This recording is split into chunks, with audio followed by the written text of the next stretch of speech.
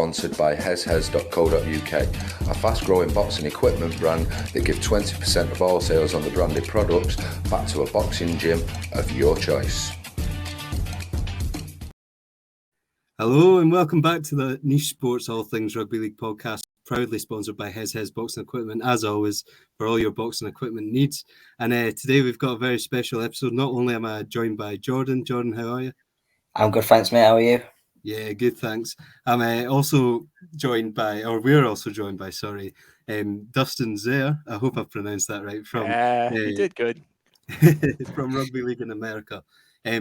Which, if you know a bit about my background, is a very interesting one for me, having started the Rugby League in Scotland page, and as we were saying before we started the recording, a lot of parallels there. So, first of all, Dustin, if you just want to introduce yourself and how you got into Rugby League, as we know it's not huge in America.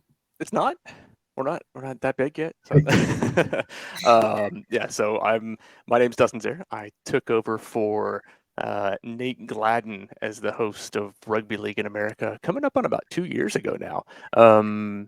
I think he did stuff for such a long time. I think he started like 2016 or so. So it's been quite some time. But Rugby League fan, probably if one of the last episodes of our podcast, somebody asked me that. And I went down and I looked in and I said, okay, so here's how I became a Rugby League fan. 2001 Grand Final NRL.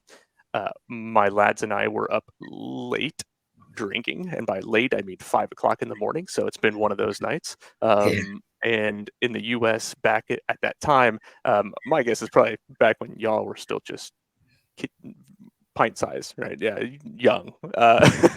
There was a channel called Fox Sports World, and it showed all the world sports. Showed AFL and everything else, but NRL just happened to be on, and it was Parramatta Eels and the Newcastle Knights, and of course that was the famous match that the Eels went in heavily favorited. The Knights went out to a 24-0 lead with Jeff Johns as being kind of the leading from the front there, and just kind of fell in love with it at that particular point in time. Unfortunately, I became an Eels fan because they had a mounting comeback in the second half and then failed historically. And so, yeah, maybe not the best team to follow, as everybody says, since, haven't really won a championship, premiership, whatever. So I became a fan. Always been a fan of rugby league. I actually played union growing up because here in the States, that's pretty much all that we have up until probably early 2000s or so. And then after that, just kind of started following it as much as I could, which isn't a lot here. And then probably pre-COVID is when I actually started really getting back into it, connecting with teams and stuff. And then as of right now, I'm now the host of Rugby League in America. We have our site, we've got a store, we've got social media, whatever you want, but a little bit of everything. Brilliant. No, it's a great story, and again, very similar to sort of mine. Just randomly watched the game, and there you go. And then pre-COVID or sort of COVID times, getting back into it, and having played union my whole life as well. So it's sort of funny parallels already there. But so you say you took over Rugby League in America. I'm sorry, I forgot the name. Who from? Yeah, Nate Gladden was the original host. He did it for a long time. And he and Michael Carboni for Chasing Kangaroos, which I think everybody who's in rugby league kind of knows Carbs in some way or another.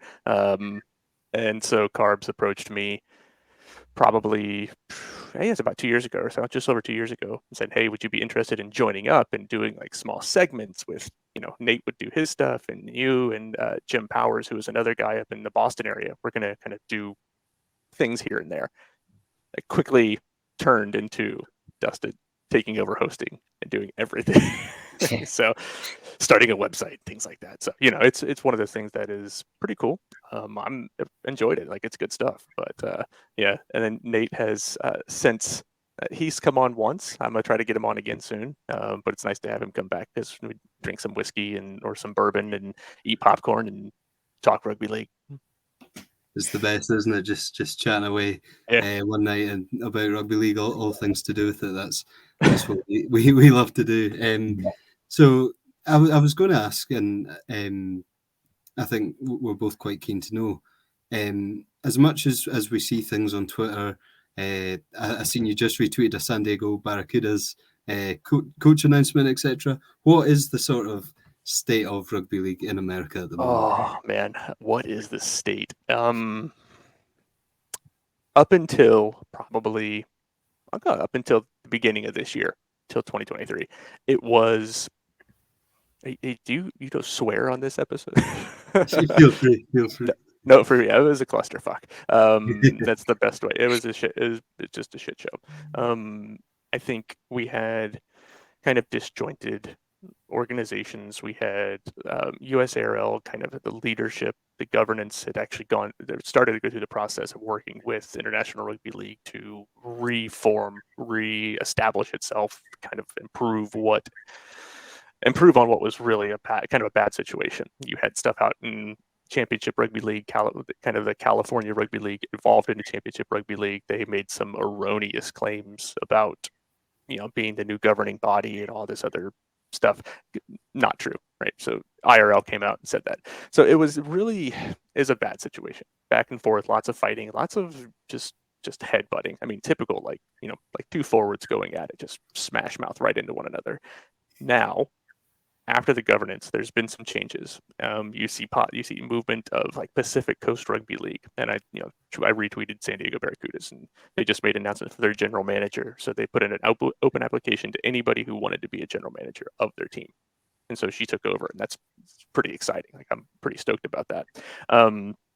But they're doing some good stuff. They've got a lot of good organization. Utah Rugby League Association is just now kind of formed in kind of the I think they're right outside of Provo area is where they're located.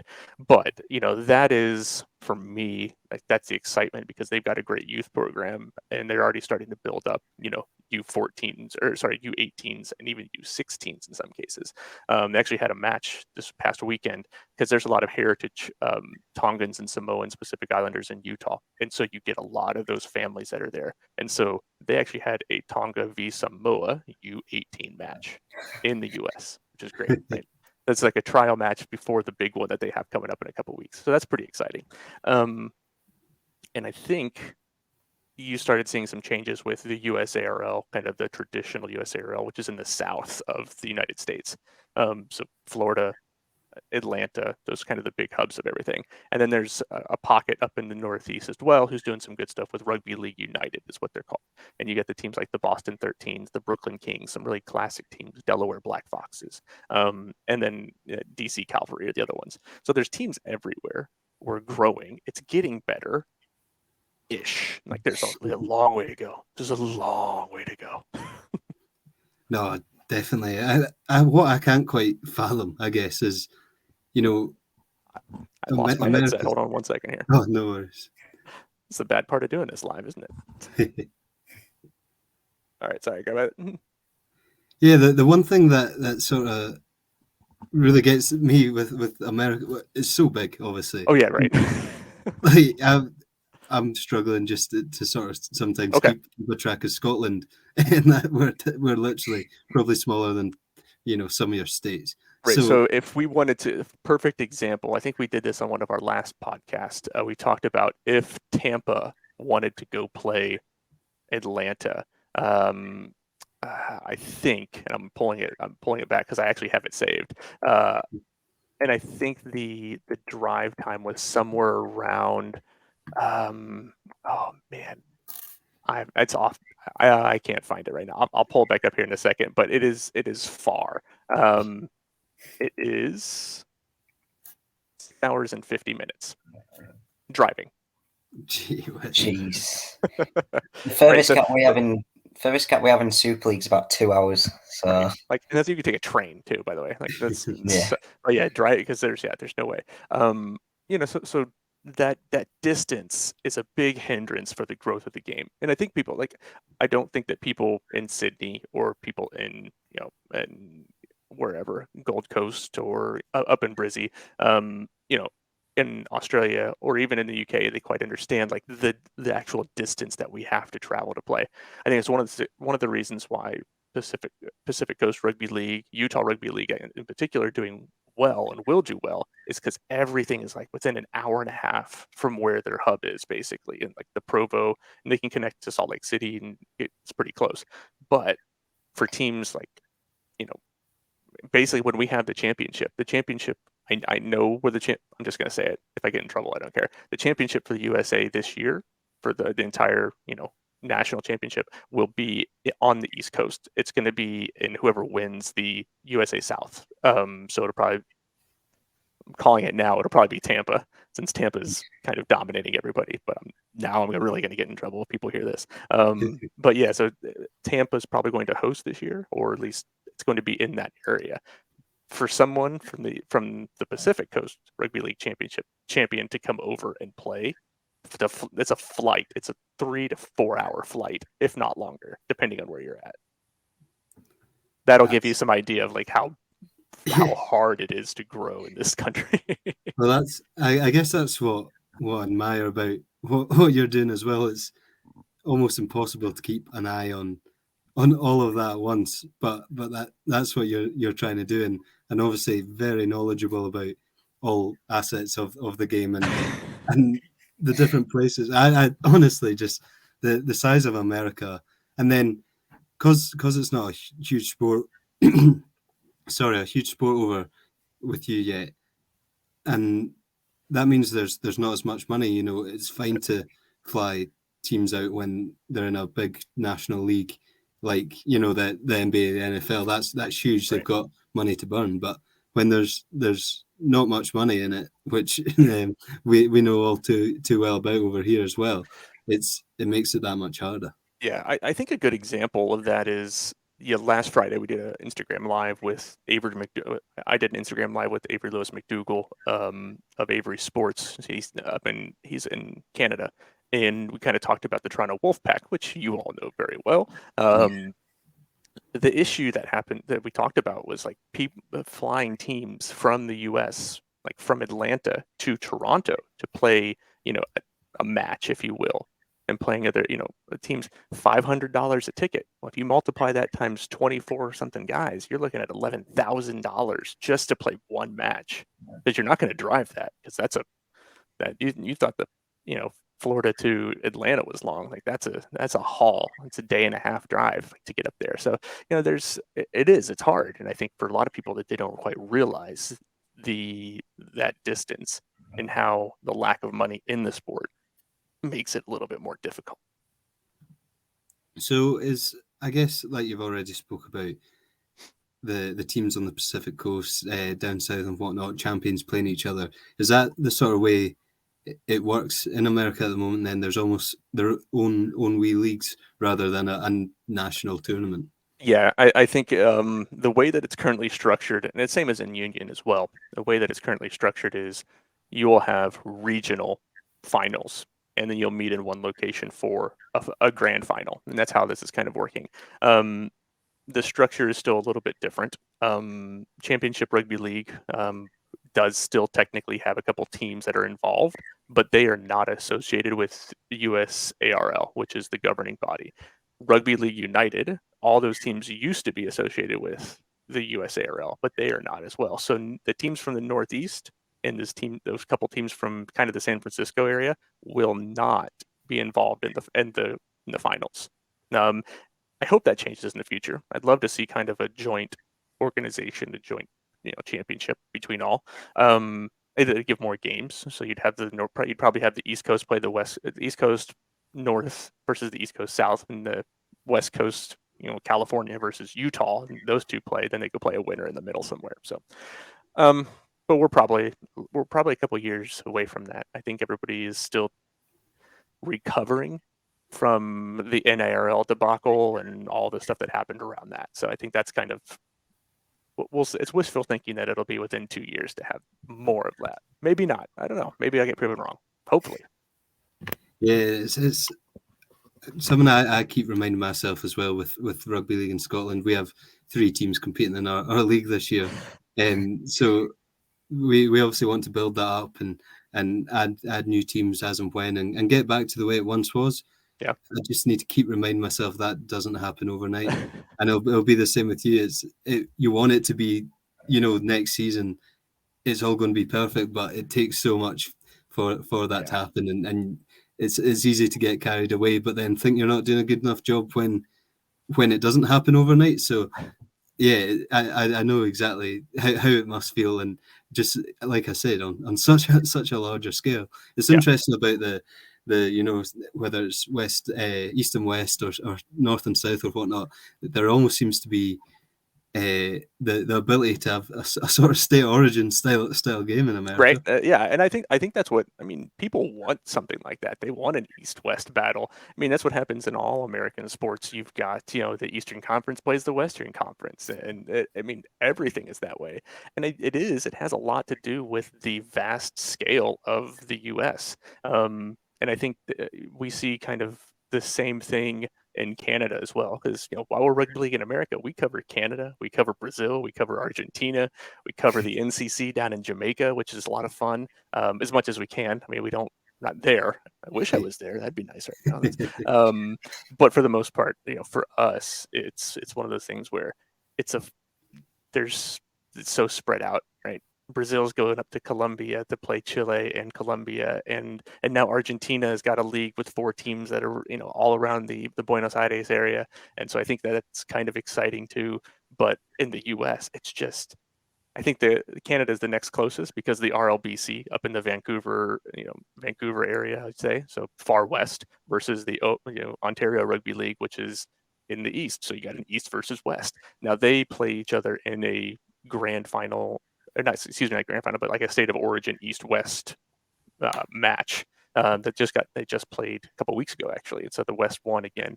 The U.S. doesn't have that yet, so we're not quite there. We're getting closer, but we're not quite there. Yeah, that's really interesting. And do you, as rugby league in America, and so actually, I didn't realize you covered, we covered everything. Yeah, exactly. We should be called Rugby League in the Western Hemisphere. Yeah, it sounds like more accurate. Yeah, it's very accurate.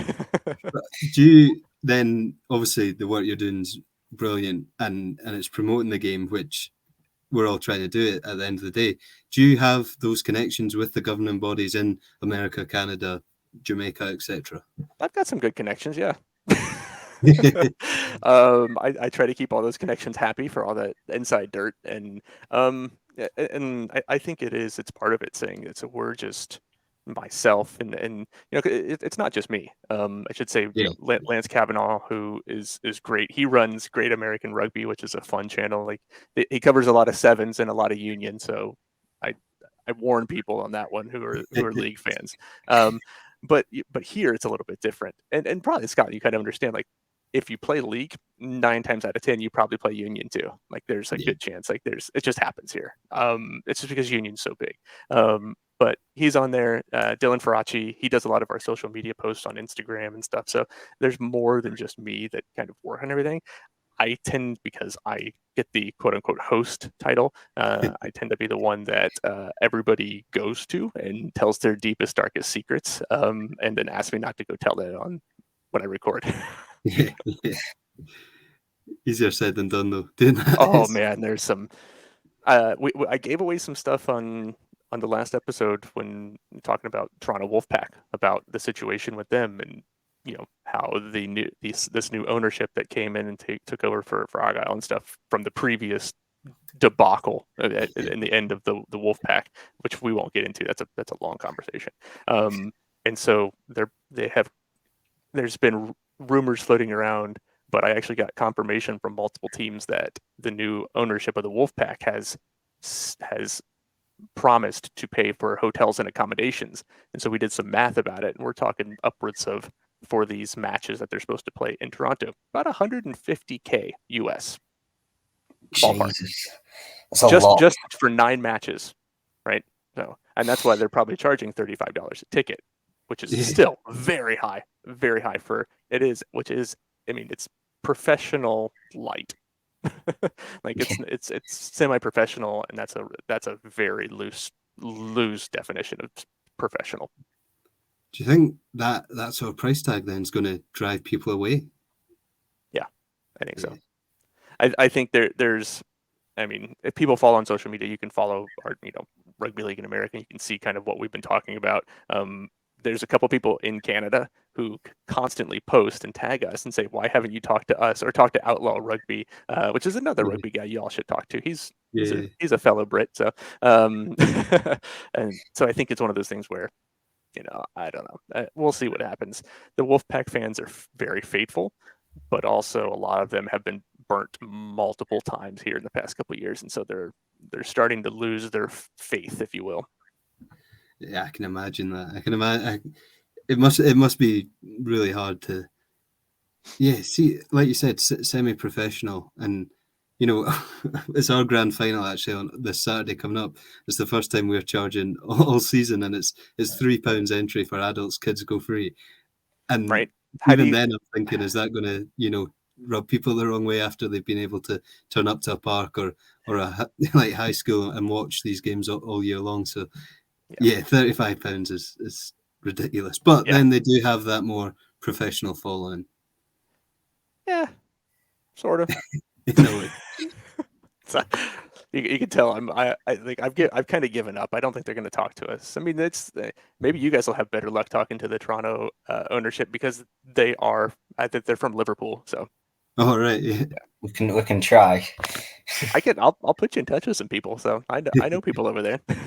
we can try, and if we get them on, have you as a co-host. Oh, yeah. A surprise guest. They'd probably leave immediately. Surprise guest appearance, like it's WWE or something. Yeah, right. The Stone Cold Steve Austin music hits and I come in. Into the room. Yeah, right. Another thing I want to ask you, I forgot to mention this in my message. It came to me just before we started recording. Oh, so another wee link between America and Scotland and rugby league, the wheelchair World Cup or the wheelchair part of the World Cup. Yeah, man, how great was that? Not great when you beat us, but yeah. Well, I mean, I think for me, and for most people, wheelchair rugby league World Cup was the highlight. Well, I don't know. I guess the other highlight was Samoa and England. That was kind of fun. Sorry, yeah. But I think from that standpoint, it was rugby league wheelchair is phenomenal. And I tried to do, I think one of the matches, I tried to do like live tweeting during that. That was a terrible idea because it was so action packed, and it really was going like play by play as much as I could, or at least every couple tackles. But yeah, that was a lot of fun. Those guys from the wheelchair rugby league team are, I mean, I think that who knows what's going to happen with the next World Cup? If wheelchairs involved, it should be. It should be. I'm just saying that. The draw was amazing. I mean, come on, the grand final from the England-France match was just. I mean, when I point people to, like, you want to talk about niche sports with like niche. I think the wheelchair, but I think that is a draw for people that I think a lot have missed. For here in the U.S. on Fight TV, it's still available. You can go watch the grand final for free. Yeah. There's no charge. Oh yeah, it's brilliant. Just get on a VPN. You can go find it.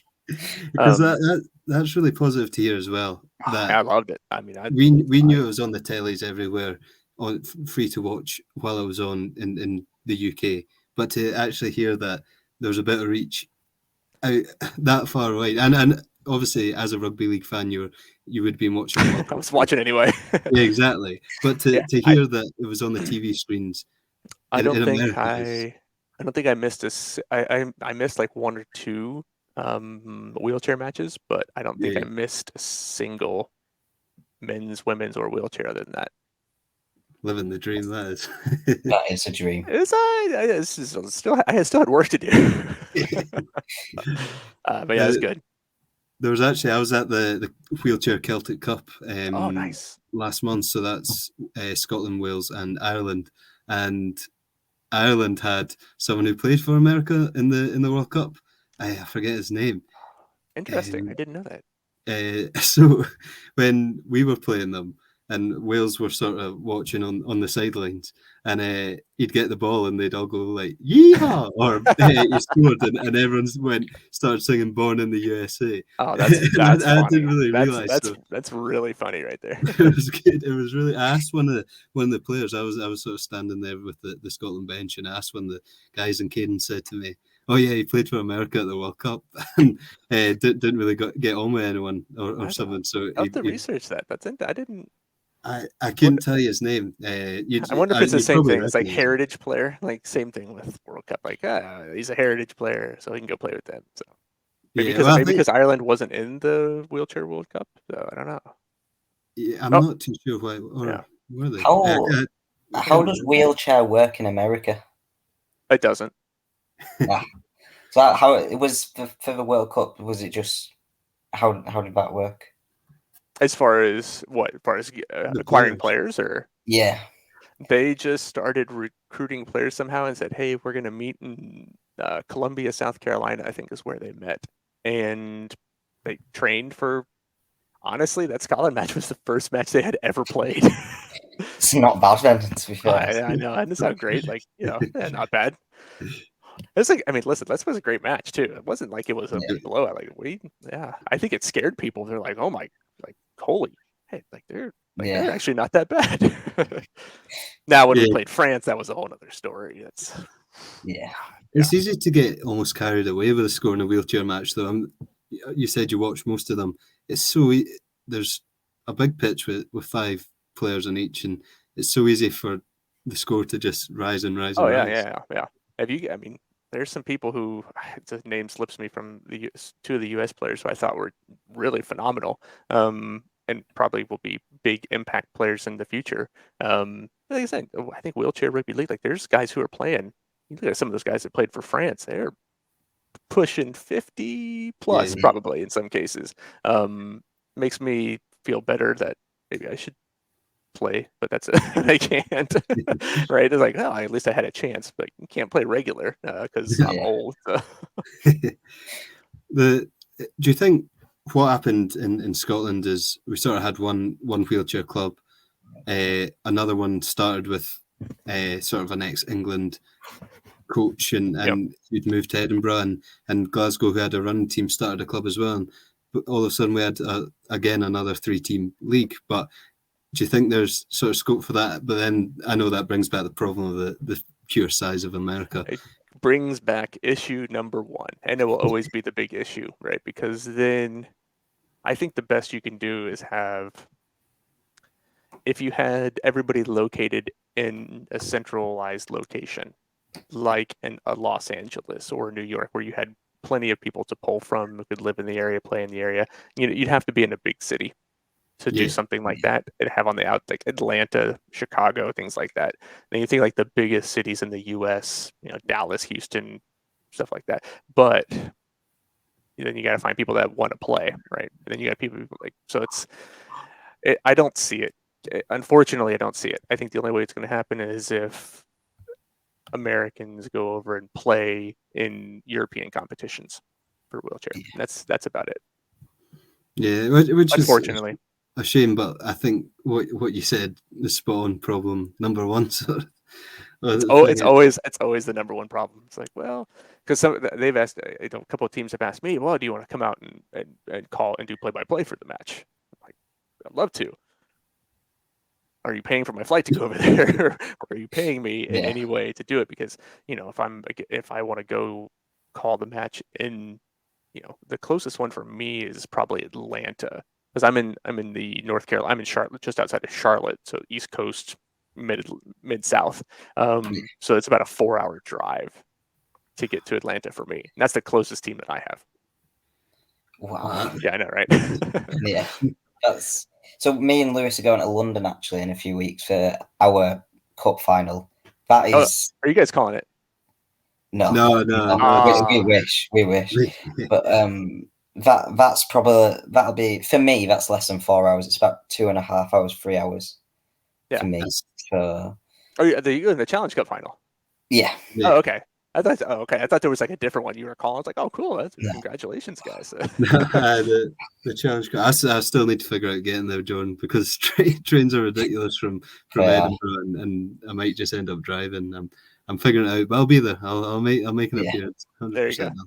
We're doing a wee running challenge for M&D and Rob Burrow as well. So we're finishing that out by running around Wembley. So that'll be. I hope there's showers in the stadium, right? I hope so. Probably. Either that or it just rain like every other day. That has done. Free shower. Yeah, exactly. A Glasgow shower is just putting on a bit of deodorant, so yeah, standing outside in the rain and just washing. Exactly. Yeah, bring a bar of soap, don't drop it. So one of our regular listeners, and as we said, usual commenters, especially when we go live, Phil. And I know you replied earlier and sort of seen the comment, but for those who hadn't, he said, do you think that the NRL taking games to Las Vegas will have a big impact on player participation in America? So yeah, I know you spoke about this on your own podcast, which if anyone hasn't seen, go and give a watch. But what are your opinions on Phil's comment there? Yeah, the NRL to the US is such a it's so loaded, right? Because there's so much behind it. There's so many issues that I have with it. I mean, I want to have it happen here. Like, it would be great. Like, I think NRL coming here, it's fantastic. But and I've said this on our podcast multiple times. There's episodes I think that are listed. If you go and you have to find our podcast through Chasing Kangaroos. So that's another thing for everybody who wants to listen. Chasing Kangaroos, because we partner with that. So we do extra content and all kinds of stuff, and we do a lot of things for them, and they for us. The NRL it's a good opportunity. Will I think it's going to grow the number of people playing? Maybe, but I say that because that maybe like utmost hesitancy because there's been no push. We're less than a year away from this. There's been no definitive, yes, this is actually happening coming out from the NRL. Like, there's been whispers and rumors, and I've talked to people inside the NRL that like, yeah, it's happening. And there are people like teams and coaches and people who are tied very closely, like former CEOs of NRL clubs I've spoken to. They're like, yeah, it's going to happen. Yeah, I know, right? Questions I have. So, but I think it's interesting. That there's no marketing behind it, right? So I'm a marketing guy. I've said this multiple times, like I do marketing for a living. It's my job. I marketed Major League Rugby here for a little while. I worked with teams. I worked as a consultant, and I do the same thing for rugby league teams and stuff. There's no marketing behind it right now. Do I think there will be? No. I think the NRL at this particular point in time is going to hope that Hugh Jackman, Russell Crowe, and a few other Aussies are going to say, hey, come and watch this sport in Vegas, and we'll tie it in with a UFC match. I think that's actually what's going to happen. It'll be rugby and UFC combo pack, and they'll fly over, stay in hotel, blah, blah, blah. They're playing at Allegiant Stadium for where the Los Angeles Raiders play. 65,000 is that capacity. 65,000. Right. So just to put that in, Suncorp had 75-1 at Origin 2, right? That's Origin 2. I don't think we're going to fill 65,000 at Suncorp. I'm guessing maybe somewhere in the 30s is what I'd anticipate, half capacity, which is not bad. I would say it's a success. The other difficult thing is like growing the sport in the US. You've got to have it on at a proper US time, right? In prime time. Prime time here is not prime time where most of the money for the NRL comes from. Yeah. So that would be, I mean, if we did a 9 o'clock, let's see, you would probably want to do like an 7 or 8 o'clock match in Las Vegas, which would make it be 9, 10 o'clock on the East Coast. So you already are way past prime time on the East Coast of the US since we have a 3-hour time difference here. But you would probably be closer to like mid-morning lunchtime in Australia, and for you all, at 3 o'clock in the morning probably. But you guys are, I'll say if it's 10 o'clock here, it's 3 o'clock in the morning for you. You're not staying up to watch that. Ah. You watch it on replay, right? Like that's that's not the prime time slot. So I think it's hard. I think as far as will it grow and get players to come out, I would like, I've created an entire marketing plan on how the NRL can work with the USARL and local clubs to do stuff. Now, has the USARL and the NRL had any discussion around this match? No. None. Not even an email. Nothing. There's been zero. Do they owe the USARL or USA Rugby League anything? No, they don't. I mean, it's just the NRL. Like, they are who they are, and so everybody knows them. If you're a fan, I'd say you get a couple hundred people who might get interested to come out and play, like actual athletes to come out and play. You'll get more people interested in sport in general, but you have to market it right. Will it be long term? It's yet to be seen, because this is supposed to be like a 5 to 10 year, program for the NRL to play here. So I don't know. Do you think they'll try and do a sort of, look, here's Valentine Holmes. He played in the NFL once, or here's Jared Hayne used to play in the NRL, or you. Jared Hayne's probably not the best one to use right now. I know there's a few sort of. I mean, the closest one, the closest one they'll actually be able to use is Jordan Mailata, and he was actually at the Delaware Black Fox. There is at the Magic Weekend that the Rugby League United had this past weekend. So you can go on Delaware Black Fox's social media, and they've got pictures of Mailata with some of the players. So he was out watching the match. He's the closest thing in the NFL. Is he a well-known person in the NFL? No. I mean, he's known. Like, if you're an Eagles fan, you know who he is because he's a heck of a player. He played in a Super Bowl. That's fine. But is he? If someone to say, "Hey, I know who Jordan Mailata is," like, you probably get 1 to 2 out of 10 to say, "Yeah, I know who he is." Now, NRL fans, yeah, absolutely, they're going to go, "Well, of course he played." So that's your closest superstar. I mean, people are like, well, look at what happened when the Rocks did stuff for Samoa in the World Cup. Like, great. It took him weeks to do stuff for that. Like, it wasn't, people aren't that outgoing about rugby league as far as support as you would think they are. So that's a very long answer to the, do you think it will grow? Maybe. Just wait and see. Maybe. Yeah. It's like you said, it depends how it's marketed. It depends what's done from both sides. It's 100% about marketing, right? Because if you do the marketing right, there's a great opportunity. You go in your daytime talk to, your morning talk shows, your sports. But here's what I say: rugby league in the U.S. You all are niche sports. Rugby league in the U.S. is a niche of a niche of a niche, right? It is like, rugby in general. We had Major League Rugby had their championship match last weekend, 2 weeks ago, something like that. 2 weeks ago on SportsCenter. Our night, everybody knows SportsCenter and ESPN for they had their top 10. It was number 10 was the championship, the team winning the championship, and they got the team name wrong, and they got other things wrong, and they just showed like a 5-second clip, and that was all the coverage, all the national coverage for a sport that's been as a professional league in the U.S. and it's been around for almost 7 years now. And with rugby league getting anything in Vegas, they'll if it's tied with a UFC fight, that UFC fight's getting 99.99% of that focus, and they're going, oh yeah, and there's a rugby league match attached to it.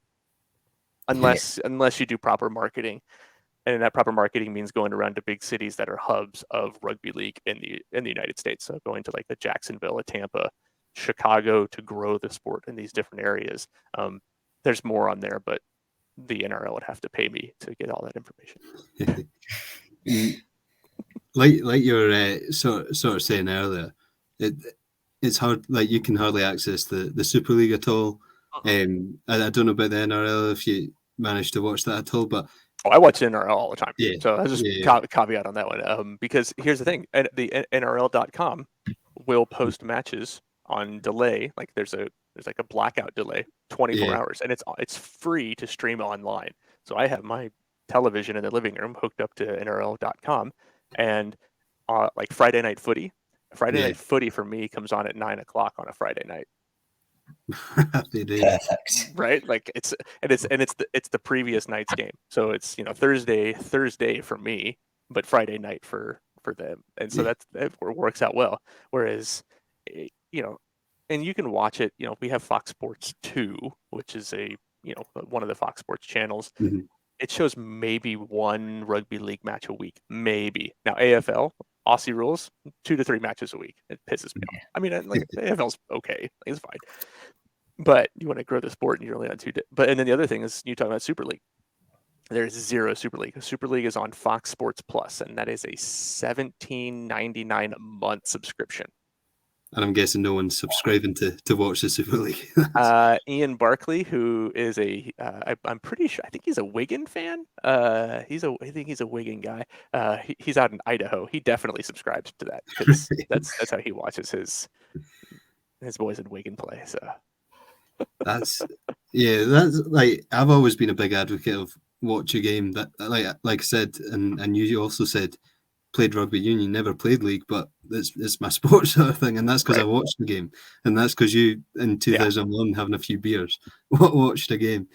So if it was more, you know, widely televised, and I know you managed to get the NRL, which is happy days, but if it was more widely televised, promoted, and like you said, marketed, then you'd have more people watching it, and then you'd have clubs popping up left, right, and centre.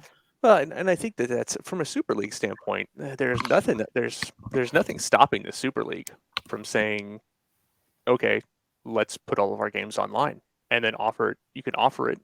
Just use the same model you can do Watch NRL, which works for the NRL, where you can watch anywhere in real time. You pay a subscription model, but the free model is you don't get any other, like, you know, at halftime. Like, so when I watch online, I don't have to worry about halftime, like going through all the halftime stuff, which is kind of nice. But there's sometimes like, I don't watch the analysis of what's going on. Look at stats, dorky things like that, which I really like. But I think from the Super League standpoint, there's no thing that's stopping them from doing that. Like, for them, for marketing is great, because then that opens up the opportunity in the US to kind of expand a little bit more. Say, hey, watch our matches. You may not be able to watch live. Like, most times matches will come on at 2:00 Eastern time, 3:00 Eastern time, depending on which match it is. But we can't watch it. So you say, okay, well, wait 24 hours. You watch it the next day. And I think from that standpoint, you'll open up more opportunity in the US for Super League. I guarantee there are exponentially more followers of the NRL here than there are Super League, because of Super League's inability to expand. Even here, we get 2 games a week on TV if you're lucky. Yeah, then the rest you can't watch. Rubbish. You watch the highlights or the Super League show on a Monday night or something. But right. It's another. The games that are on TV is Sky, which you have to pay a subscription for. Yeah. It's not great. Yeah, and Super League wonders why the money is going away. They have nothing. Oh, by the way, yes, I do know what's going on over there. Yeah, so with all the stuff with IMG and stuff. So yeah, I'm very well aware. So I don't know. I would like to see it. I mean, I like watching Super League. I used to watch a lot of Super League back in the day. So, because it used to be available more, right? Because that's when I talk about like Fox Sports World. That was available. That was just part of your package. You just got it, and so you could watch more of the Super League. Actually, I mean, I remember watching like Rob Burrow play like all the time.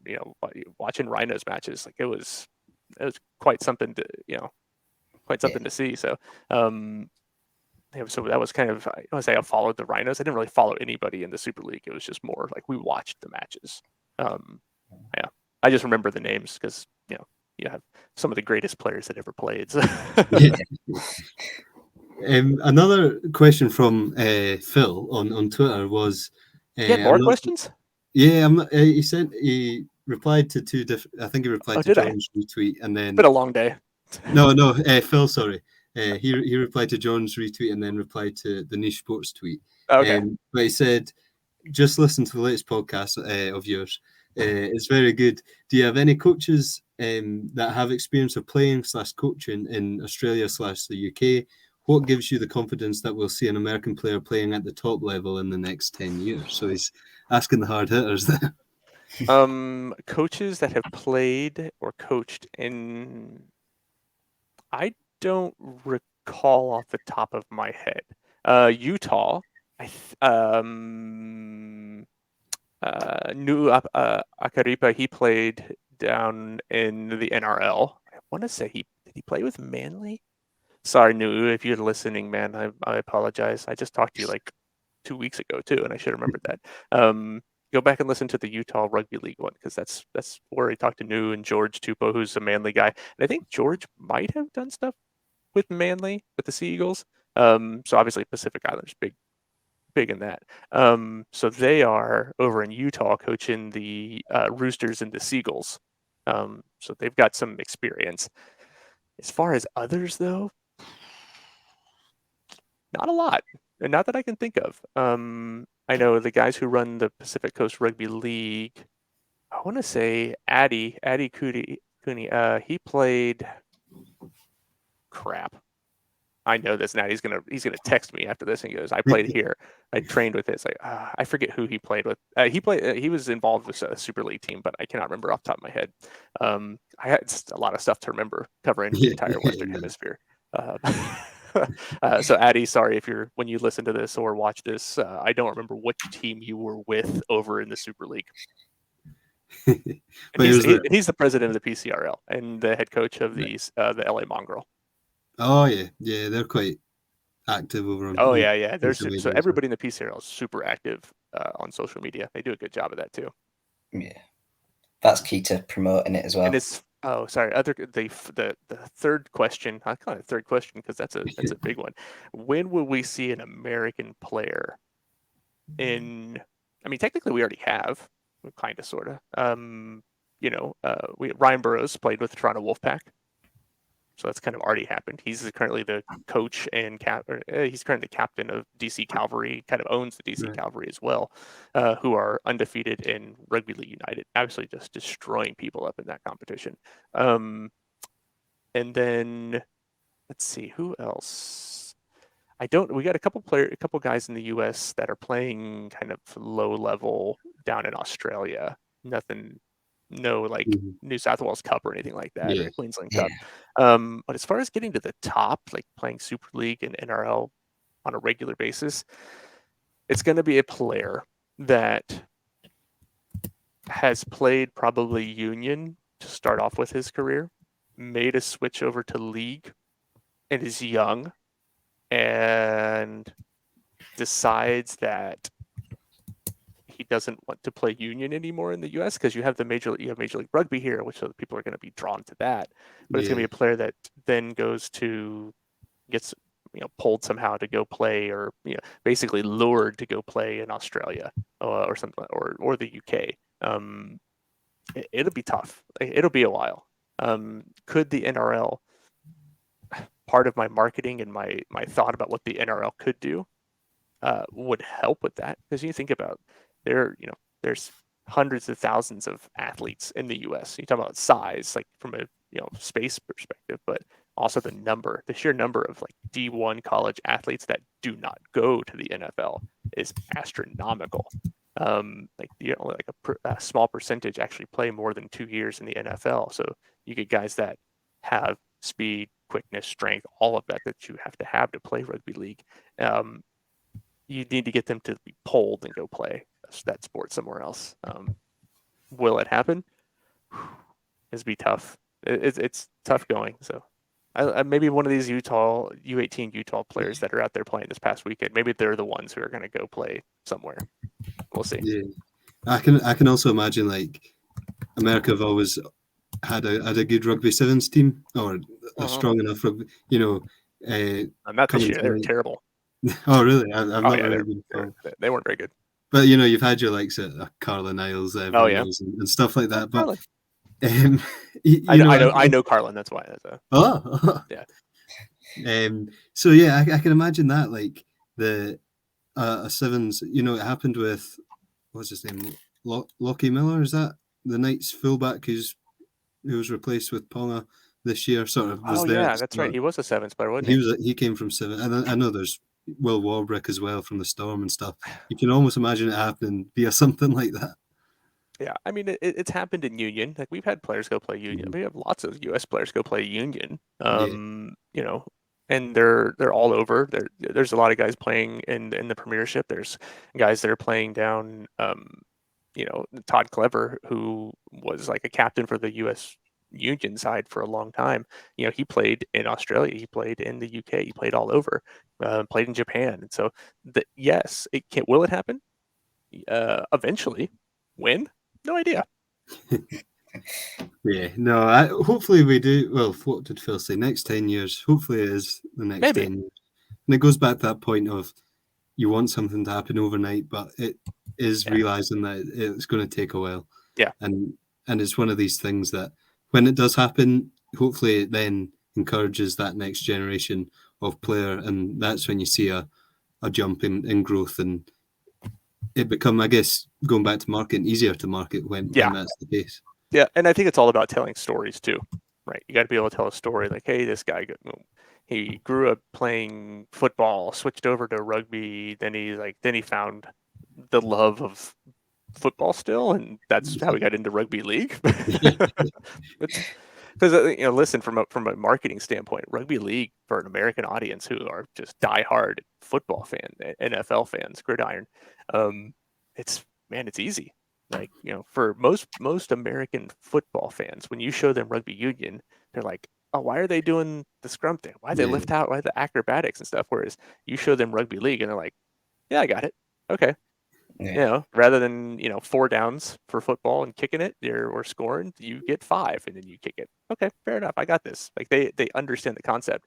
They still don't understand the concept of passing backwards. I don't. It's just an American thing. Like, why would it go backwards? And you say lateral. I'm like, oh yeah, I got it. just tell them it's like watching American football on fast forward. Yeah, right.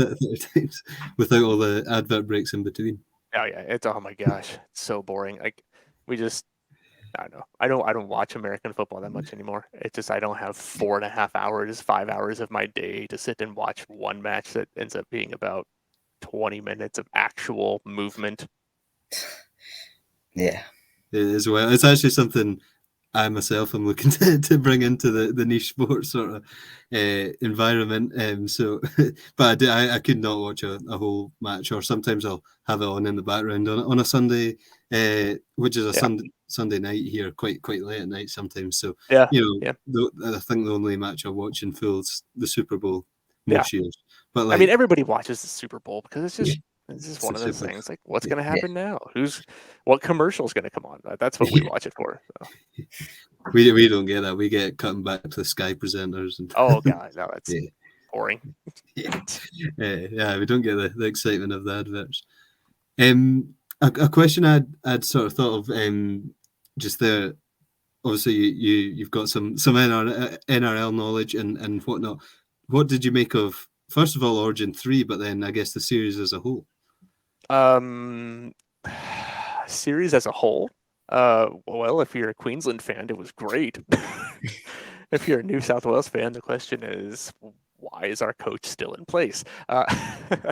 Did he save his backside by winning Origin 3?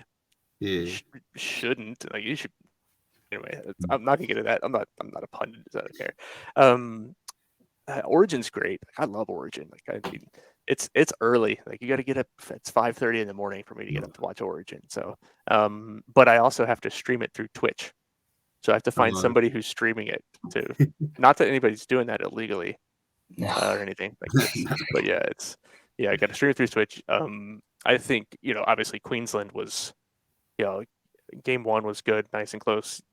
Game 2 was, they just came out and absolutely murdered. I mean, I say that lightly. They murdered New South Wales. It wasn't even close. I think I think New South Wales, the structure in the first 2 games was all wrong, especially game 1. I've never been a big fan. Like, Nathan Cleary at 5'8" is nice. He's a great halfback, but he's great at halfback inside the system of the Penrith Panthers. He's got Luai right next to him, so obviously he's going to have both of those guys. Like, you have those players, that kind of help play in that system, but he's never ever been able to transfer it to Origin, like, ever. I'm not saying, because I'm an Eels fan, that Mitch Moses was great, but I think he was far and beyond better than Nathan Cleary was in 2 and 3. 3 specifically. 2, nobody from New South Wales, nobody from the Blues was great too. I was disappointed that Clint Gutherson didn't get in the third match. I'm like, come on, man, like, you're up 10-15. Like, there's 5 minutes left in the game. Just put him in. Like, I don't know. Yeah. I think I've seen he got 3 minutes or something and earned 30 grand for the call-up bonus, so he technically got paid 10 grand a minute of playing. Yeah, so there you go. Like, I'll take that. Shit, I'll jump on the field for 10 minutes if I can. But I think Queensland, specifically Game 3, they just came out and didn't really. I don't know. This seemed a little bit like, hey, we already got it in the bag. I'm not going to worry too much. But at the same time, they didn't have the intensity in their defense that they had in the first 2 matches. I think their edge defense was terrible. They got exposed multiple times, and I think that was kind of the catalyst for the Blues win in Game 3. Yeah. It was. There you go. There's the American look on Origin 1, 2, and 3. I didn't talk 1 much because 1 was a great match just around. Like, I thought that was good defense, good offense. For Danny Cherry Evans, like, he's just like at the pinnacle of his playing style right now in his career, I think, and so it's nice to have him there. But what's his name? I just forgot his name. He's a forward for Queensland, and I thought, like, throughout the entire Lindsay Origin. Collins? What's that? Lindsay Collins? Or yeah, Ruben? Collins. Yeah, Collins was Ruben insane. Collins, Like, I thought he was just all over the place. Obviously, Walsh, playing in Game 1 and 2 was, the little scuffle at the end of 2, like, throwing some handbags. Like, come on, guys, like, just little lollipops over there. But yeah, that's good. It's fun to watch. Yeah. We don't. It's production quality, right? It's their Super Bowl. I'd love to see a better production quality from here in the U.S. Well, actually, here and everybody in the Western Hemisphere. It's hard. It's hard to watch some of the games sometimes because, one, there's no commentary. Well, there's some. So Pacific Coast Rugby League has a little bit, so they get a little bit of commentary.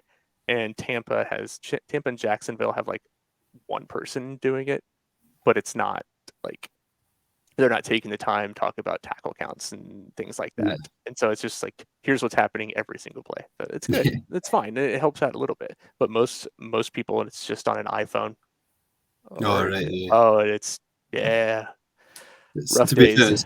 It's kind of similar to what we have up here in Scotland. It's me and this other guy, and he's sort of brought this camera that he's found up in his attic a few years ago, and it's sort of just following it, and I'll do a wee bit of commentary over the top after I've edited it all. So okay, so you guys edited stuff. Yeah, so it's helping with that, but even the feedback on doing that, because it's the first time this season that we've done it, so the feedback on that's been brilliant. So like you say, having the ability to watch the games rather than looking at a screen and saying, well, the full-time score was 58-10.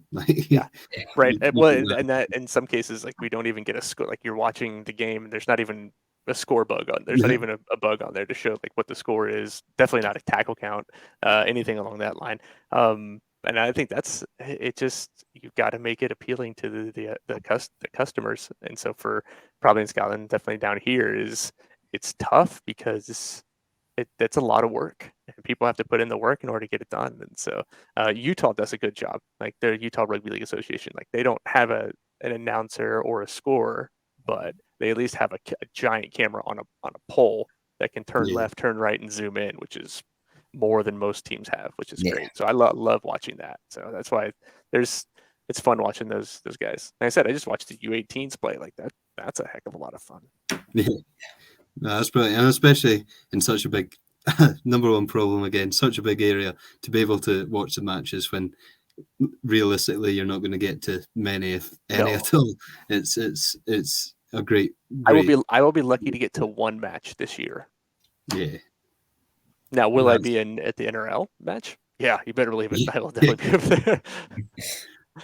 Yeah, I was wondering that. You surely make a weekend out of that. Yeah, no, yeah, we'll definitely do something for that. Brilliant. So we've learned so much. Firstly, not knowing that you covered more than the States and Canada, and you're covering everywhere. It's not just you, but you've been a great advocate for the Rugby League in America page, and yeah, like I said, we've learned so much. Is there anything else you want to sort of mention to promote yourself? Or to promote myself, what you guys yes. are doing? I'm free for any type of marketing work. Oh, you meant like rugby league. So feel free. Yeah, right. If anybody in the UK is hiring or anybody's needing any marketing consulting, I've got, got 12 years of experience working for. No. I think obviously we can follow us on social media. RLA Podcast on Instagram, Podcast RLA on Twitter. My hashtag is man with a mic, which people kind of laugh at, but it's right here. That's what I have. This is actually a new one, so I hope this comes out sounding good. And so I think there's rugbyleagueinamerica.net. If everybody wants to go, you can go, and there's a 46-page comprehensive breakdown of every single team in North America that's out on rugbyleagueinamerica.net. It's under the blog page, so you can go read that. It's actually it's a magazine. Like I made an entire magazine. So, and now we have an online. There's an online store, and so we're doing not the traditional jerseys. Like, well, you can't see you can kind of see the U.S. jersey over here if I go this way. So it's an old U.S. jersey here. So you can kind of see that. We're not doing anything like that. We're not doing kind of the traditional playing kits and things like that. We're doing more fun stuff like tank tops, t-shirts, flip-flops, or sandals, whatever. I don't know what you guys refer to them as. But we're doing different graphics for each team. So I'm doing all the graphic design and stuff for each one of the teams. So right now the Tampa Mayhem just launched. So you can go in there and there's like a Spartan gladiator with 2 swords, which is part of the Tampa logo. Their colors, Tampa logo on the bottom of the flip-flops. And so that just went live Friday. So Brooklyn Kings is on there. Vancouver Dragons, because we cover everybody, and then I think Atlanta Rhinos. And so the next ones, we'll have some other ones coming up here soon, which will be good to kind of keep expanding out. It's just how soon I can get to do the work for them. what a way to help promote the game, and it ships to the UK. I just want to let you know, like it's shipped. Oh yeah, everything. It ships to the UK. Need to get a team now, then. What's that? We need to get a team in. Me and Lewis. Yeah, whatever. If you've got one of your teams, let me know. We can put them on our store. We'll design some stuff. That'll be something. I'll expand out. That's some homework for us over the next week till next week's pod, Jordan. We'll choose teams each. After reading some of that document, maybe not. We'll see. What you've learned so far is Tampa's probably going to win the East. I'll say maybe. Like they're undefeated right now. So they're on the store. The RLBC up in Canada, their grand finals this weekend, and you got the Point Grey Thunder and the Vancouver Dragons. The Dragons are on the store. Thunder not yet, but hopefully soon. And then second place in the RLU up there is the Brooklyn Kings. So and then the next teams that come on are going to be the Santa Clara Dead Pelicans. So up in like the San Francisco. So the Dead Pelicans is the team name, which is great. Like it's a fun. And they are currently the league leaders in the PCRL out in California. Very nice. Some of the top teams are on there. Yeah. We'll get a team chosen. Do you have a team, or do you have to remain neutral in your? No, I don't have a team. Nope, I'm neutral. I support everybody. It's true because I just don't. There's no team close to me, so I don't really. I don't support. So there's not really one team that I like over the other because I've done I helped out with Los Angeles, the Mongrel, and their social media graphic, like their first team graphic of the year. I did that, and so it's like a combination, almost like a. You may not remember this movie, like a Who Framed Roger Rabbit. So it was a combination of like real players and cartoon background. And so we did that. I've done stuff with Atlanta Rhinos in the past, and some other teams around, rugby league. So no favorite teams. Not a bad thing though. Not a bad thing. No. And I guess a final wee question, and Jordan, I'm sure you'll be happy I'm asking this. What we have been doing recently is finding some of the weirdest, funniest, odd stadium names. Stadium names? Yeah, or arena names. Like so, I was wondering if you knew of any. It doesn't have to be a rugby league stadium. We've got one up here in Scotland called the Tony Macaroni Arena. What is? It is. I know. I'm gonna pull the name because I'm trying to remember what this stadium was for the Pacific Coast Rugby League. It's where Santa Clara. It's where the Dead Pelicans play, and they play in the. Oh, I'm gonna find it here because unfortunately their match got their Magic Weekend got canceled because of it was 104 Fahrenheit, so 42, I think, about 42 degrees on the playing field. Yeah, that's too lot for everything. True. Let's see, I'm gonna find this real quick, so I can help you guys out, so you can get some of these amazing locations. Come on. This is really great for listening right here when somebody's like, I'm gonna find this for you. If you guys can talk about something else, you can if you're like, if you have other questions, I can answer it while I'm trying to do this. No, what I was going to say though is when we upload this to Spotify and YouTube and whatnot, we will get Dan to add your links into the description, so it's nice and easy for people to go check out the Rugby League in America pages. Yeah, come follow us. Tell me how bad I'm doing. That's fine. I'm always happy for that. I don't remember. I'll post it for you guys here when I find it a little bit later. But it's it's something ridiculous, like what you were saying, like it's up in San Francisco area, so it's Northern California, which makes sense.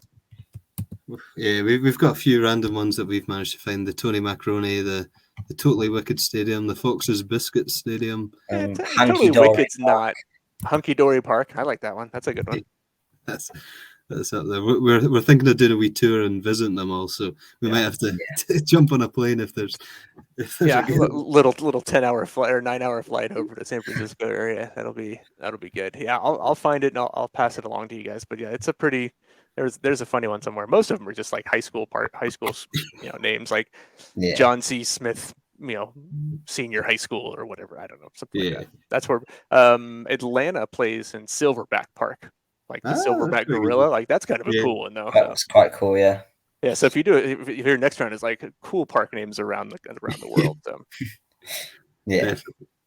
Brilliant. Well, I personally, and on behalf of me and Jordan and Niche Sports as a whole, want to thank you massively for joining us this evening here, this morning for you.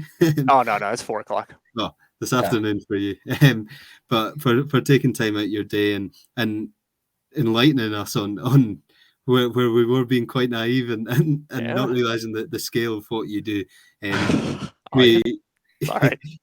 We do appreciate you coming on and learning everything there is to learn. This time next week we'll have our own rugby league teams in America. Yep. And we'll know some of these stadium names. Make sure you go give these teams a follow. Make sure you kind of talk to them. It's the same with everybody who's listening. Like there's if you want to stay up to date, we try to keep all of our standings and stuff up to date with all the match scores and everything like that as well on the website. So I think it's important that somebody's doing it out there because there's not niche within a niche, right? Like with very, very small, a couple hundred in the US, probably 500 to 600 maybe total people involved in playing in the organizing of rugby league. So but yeah, they can always use support, help.